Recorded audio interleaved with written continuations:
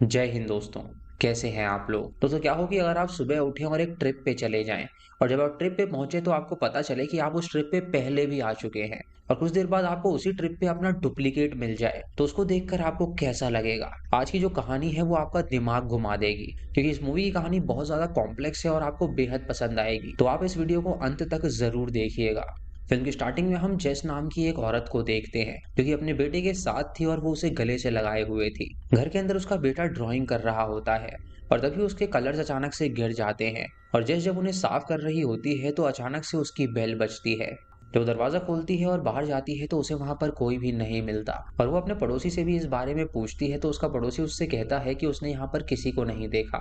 उसके बाद वो वापस अंदर चली जाती है और उसका बेटा उसकी बात नहीं मान रहा होता तो वो उसे घर पर छोड़ देती है और अकेले ही निकल जाती है। उसके बाद जेस अपने फ्रेंड्स के पास जाती है और उसका फ्रेंड उससे पूछता है कि जेस तुम्हें क्या हुआ, तुम इतनी परेशान क्यों लग रही हो?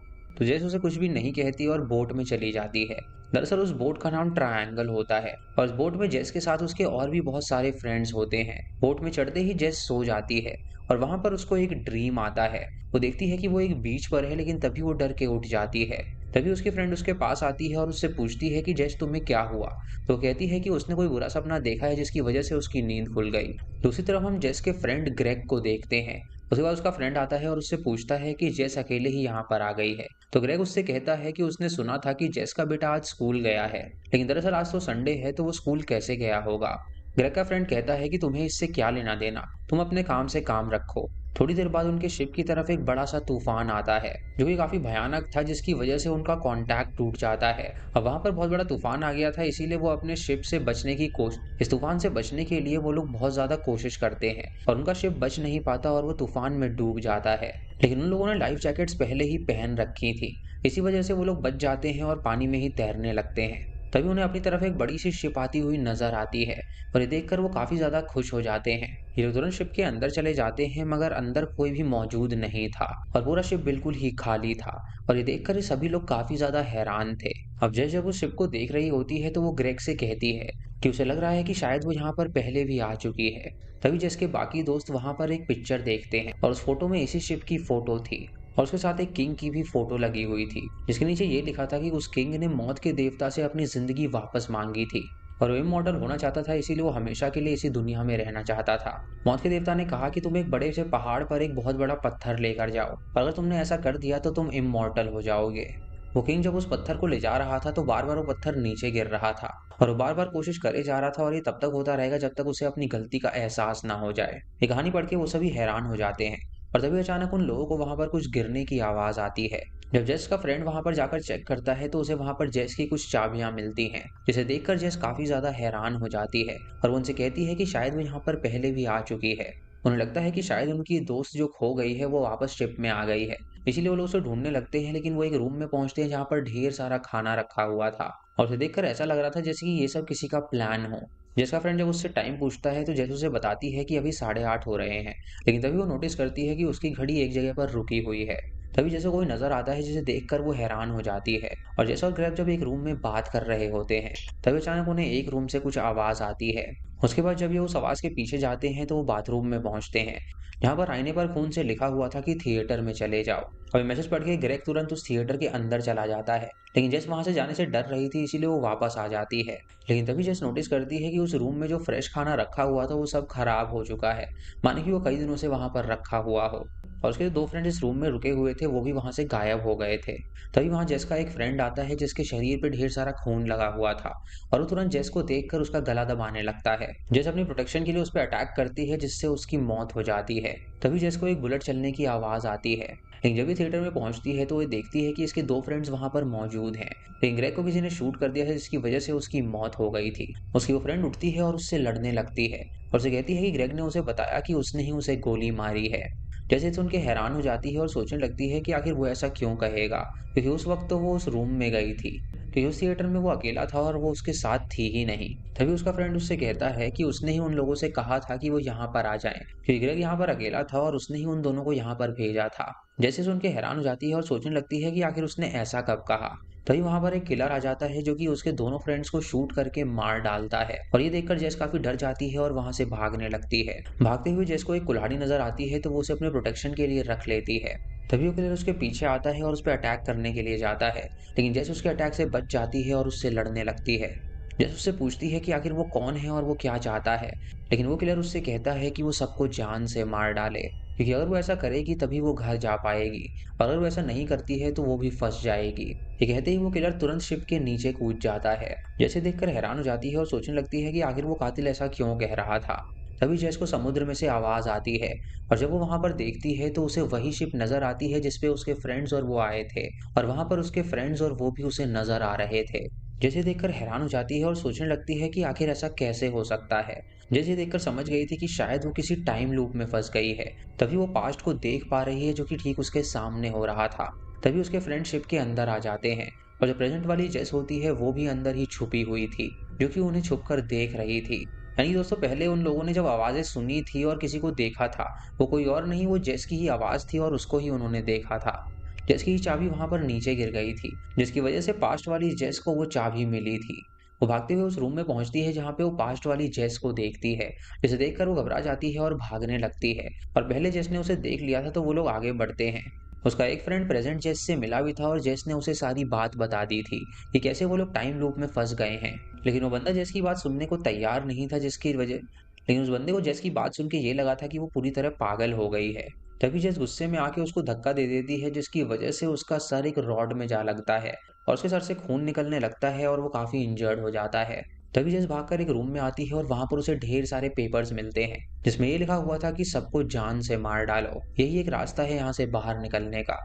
उसके बाद जेस वही लाइन पेपर पे लिख देती है और उसे वहां पर ढेर सारे लॉकेट्स भी नजर आते हैं, जो कि उसी के थे। और इतने सारे लॉकेट्स देखकर वो पता लगा पाती है कि इतनी बार वो टाइम में यहाँ पर आई और उसने सेम लॉकेट यहाँ पर रखे थे। अब जेस सोचने लगती है कि उन्हें इन लोगों को मारना पड़ेगा ताकि वो अपने बेटे से मिल सके।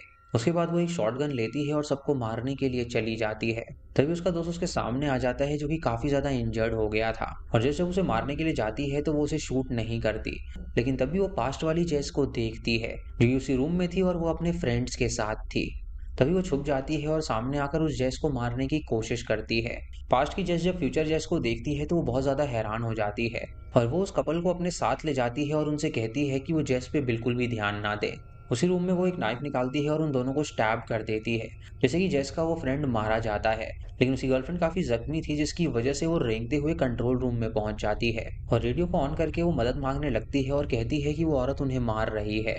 हम देख पाते हैं कि उसकी जो आवाज थी वो जेस के फ्रेंड ग्रेग सुन हम देखते हैं कि उसकी जो आवाज थी वो जेस का फ्रेंड ग्रेग सुन रहा था, जो कि उसी वक्त उसी बोट में मौजूद थे जिसमें वो समुद्र घूमने के लिए आए थे। वो लड़की जब इन्फॉर्म करके बाहर जाती है तो वहां पर पास्ट वाली जेस आ जाती है, जो कि उसे देखकर हैरान हो जाती है और उसे कपड़ा देती है खून रोकने के लिए। लेकिन उसे लग रहा था कि शायद ये प्रेजेंट वाली जेस है, इसीलिए वो घबरा जाती है और उससे कहती है कि आखिर उसने उसे क्यों मारा।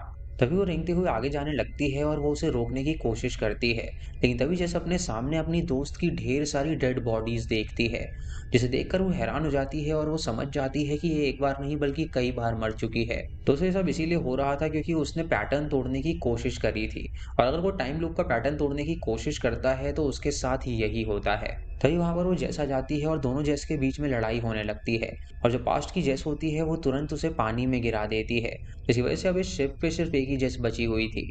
तभी वो जेस देखती है कि वो जो डूबी हुई शिप थी उसके ऊपर उसका ग्रुप खड़ा हुआ है, और ये देखकर वो हैरान हो जाती है और सोचने लगती है कि ये टाइम लूप फिर से आ गया है। अब जैसे देखकर समझ गई थी कि जब लोग मरते हैं तो दोबारा से न्यू लूप स्टार्ट हो जाता है, यानी कि उसके दोस्त अगर मरेंगे तो फिर से एक नया लूप स्टार्ट हो जाएगा, जिसकी वजह से वो बार बार उस शिप से आते रहेंगे। उसके बाद जेस देखती है कि वो सभी शिप में आ गए हैं, और तुरंत वॉशरूम में जाकर लिख देती है कि थिएटर में आओ। जब वो थिएटर में जाती है तो सबसे पहले वो ग्रेग को शूट कर देती है, और उसने मास्क पहना हुआ था उस किलर का, यानी कि यही वो किलर थी जो कि सबको मार रही थी। उसके बाद ये अपने दोनों दोस्तों को भी जान से मार डालती है, और जो नई जेस होती है वो तुरंत वहां से भागने लगती है, क्योंकि हमें पहले भी ये सीन दिखाया गया था। अब किलर जेस को उस रियल जेस को भी मारना था ताकि ये लूप खत्म हो सके, लेकिन इससे पहले वो उसे मार पाती वो उस पर हावी हो जाती है, और पहले की तरह वो उसे पानी में गिराने वाली होती है। लेकिन जाने से पहले जेस कहती है कि उसे उनको मारना होगा, नहीं तो ये टाइम लूप से वो बाहर नहीं निकल सकती, क्योंकि उस किलर ने पहले भी उसे कहा था। ये कह के किलर जेस पानी में कूद जाती है। उसके बाद सीन कट होता है और हमें जेस दिखाई जाती है, जो कि एक बीच पर होती है, और ये वही बीच था जो कि उसने सपने में देखा था। अब जैसे जब बीच पर होती है तो वो तुरंत अपने घर आ जाती है और जब वो घर के बाहर आती है तो वो अपने सामने जेस को पाती है जो कि अपने बेटे को डांट रही थी। ये देखकर वो हैरान हो जाती है और समझ जाती है कि अभी टाइम लूप खत्म नहीं हुआ है। तभी उसके बेटे ने उसे देख लिया था जिसकी वजह से वो डर गया था और उसका जो कलर था वो फ्लोर पर गिर गया था। अब ये देखकर जो घर में जेस होती है वो अपने बेटे को बहुत मारती है और बाहर जो जेस मौजूद होती है वो बहुत ज्यादा रोने लगती है क्योंकि वो अपने बेटे के साथ बहुत ही बुरा बर्ताव करती थी और ये बात अब जाके उसे रियलाइज हुई थी। अब यही जेस तुरंत घर की बेल बजा देती है ताकि वो अपने बेटे को मारना बंद कर सके और जब वो जेस बाहर आती है तो ये जेस वहां से निकल जाती है। ये जेस पीछे के रास्ते से चुपके से घर के अंदर घुस जाती है और जब वो जेस वापस घर के अंदर आती है तो ये उसे जान से मार डालती है। उसके बेटे ने उसे उसको मारते हुए देख लिया था, इसलिए वो तुरंत अपने बेटे के पास आती है और उसे हग करने लगती है।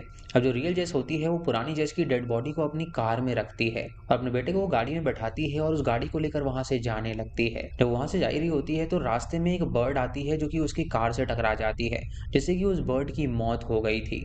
अब वो उस बर्ड को उठाती है और उसे रोड के साइड में फेंकने के लिए जाती है और तभी वो नोटिस करती है कि वहां पर कई सारी बर्ड्स की लाशें हैं। यानी कि इसका मतलब ये था कि अभी भी वो टाइम लूप में ही फंसी हुई थी और वहां से वो बाहर नहीं निकल पाई थी और ये जो वाक्य था ये उसके साथ पहले भी हो चुका था। ये देखकर वो बहुत ज्यादा घबरा जाती है और तुरंत वहां से चली जाती है। जज का जो बेटा होता है वो शीशे पे लगे खून देखकर बहुत ज्यादा रो रहा था, इसीलिए जज डिस्ट्रैक्ट हो जाती है और उसका एक्सीडेंट एक ट्रक से हो जाता है और उसकी गाड़ी उड़ के सीधा पलट जाती है। उस एक्सीडेंट की वजह से जेस और उसका बेटा दोनों ही मारे जाते हैं, लेकिन तभी हम देखते हैं कि जो जेस मरी थी वो पहले वाली जेस थी और जो रियल जेस थी वो बच गई थी और तभी उसके पास एक टैक्सी ड्राइवर आता है और वो उससे पूछता है कि क्या वो ठीक है। तो वो कहती है कि वो बिल्कुल ठीक है, तो वो उसकी फिक्र ना करे। इसके बाद टैक्सी में बैठ जाती है और उसी बोट वाली जगह पर जाती है जहाँ पे उसके दोस्त उससे मिलने वाले थे और वहीं पर वो उस ट्रायंगल शिप में जाने वाले थे। तो वहां पर पहुंचती है तो उसे अपना वही दोस्त मिलता है जिसको उसने मारा था। वो पूछता है कि क्या वो अपने बेटे को साथ में नहीं लाई है, तो जैसे उससे झूठ कहती है कि आज स्कूल है तो वो स्कूल में गया हुआ है। अब उसके सारे दोस्त वहां पर आ जाते हैं और वो उसी शिप पर चली जाती है और सभी वहां पर जाने का डिसाइड करते हैं और ये मूवी यहीं पर खत्म हो जाती है। यानी कि दोस्तों ये टाइम लूप अब चलता ही रहेगा और जब तक तो जेस है वो खुद को शिप पर नहीं मार देती तब तक ये लूप नहीं रुकेगा और चलता ही रहेगा। तो दोस्तों ये थी इस फिल्म की कहानी। आपको इसी कहानी कैसी लगी आप हमें कमेंट सेक्शन में ज़रूर बताइएगा। चैनल पे नए हैं तो इसे सब्सक्राइब करें और बेल आइकन दबाएं नोटिफिकेशंस के लिए। और दोस्तों वीडियो को लाइक और शेयर करना बिल्कुल मत भूलिएगा। तो मैं मिलता हूँ आपको अगली वीडियो में, तब तक के लिए जय हिंद।